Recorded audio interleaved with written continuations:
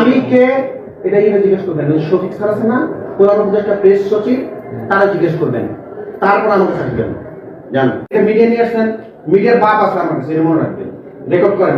নাম বললেন উপদেষ্টা শফিকুল আলম, তার কাছে জিজ্ঞেস করবা। যাও, প্রধান উপদেষ্টা প্রেস সচিব। আমার পরিচয় জানবো আমি কে। হাসপাতালে কি হয় তোমরা ভালো জিনিস খোঁজ করো, আর তুমি আমার পিছিয়ে লাগতে সাংবাদিক কাজ করে।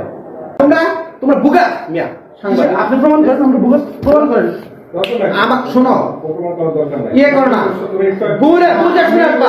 আপনার কাছে আমি সিম্পল জানতে চাইছি। সিম্পলি না, তোমরা হামদাম করে আপনার এখানে হামদাম করছি আমরা। হামদাম সাংবাদিক মিয়া, তুমি তো হাসপাতালে ঢুকতে পারো না অনুমতি ছাড়া।